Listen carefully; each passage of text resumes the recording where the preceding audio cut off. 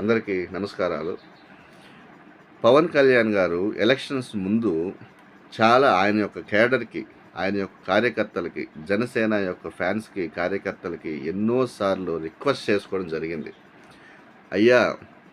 ఈ ఒక్కసారి ఈ యొక్క ప్రణాళికని ఎట్లా ఇంప్లిమెంట్ చేయాలా అనేది నాకు వదలండి. నేను సంపూర్ణంగా దాన్ని చూసుకుంటాను. 21 సీట్లు ఇచ్చినప్పుడు చాలామంది మీరు చాలా తక్కువ తీసుకున్నారు. ఇది కాదు, అది కాదు అనేసి 30 తీసుకోవాల్సింది, 50 తీసుకోవాల్సింది ఎన్నో కామెంట్స్ చేశారు. ఆయన ఎంతో రిక్వెస్ట్ చేస్తారు. ఈ ఒక్కసారికి నాకు ఈ సంగతి వదలండి. ఎన్ని తీసుకున్నాం అనేది కాదు, ఎంత స్ట్రైక్ రేట్ మనం చూపించాం అనేదే ముఖ్యం. ఈ ఒక్కసారికి నా మాట వినండి అని కార్యకర్తల్ని, తన జనసేన సైనికుల్ని ఎంతో బుజ్జగించడం అయితే జరిగింది. దాంట్లో చాలా వరకు ఆయన 100% సక్సెస్ అయ్యారు. ఈరోజు మనం చూస్తూనే ఉన్న విషయం అసలు.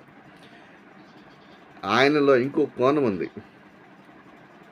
చాలా తగ్గడం, ఎక్కడ తగ్గాలో అక్కడ తగ్గడం, సాక్రిఫైజింగ్, త్యాగశీలి, ఓపిక, ఒక యోగి.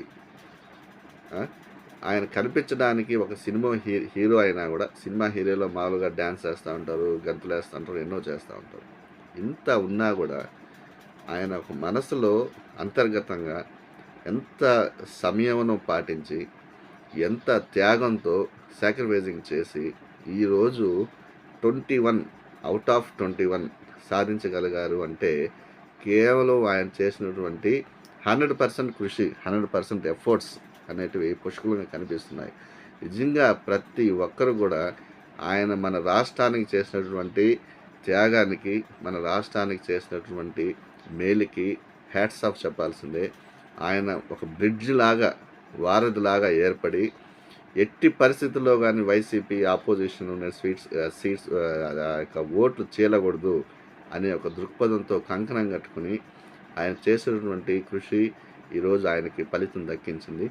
ఆయనకి ఇట్లాంటి ఎన్నో విజయాలు కూడా ఫ్యూచర్లో ఈ యొక్క త్యాగశీలిత, ఈ యొక్క మంచి యొక్క ప్రయత్నంతో జరుగుతాయని ఆశిస్తున్నాను.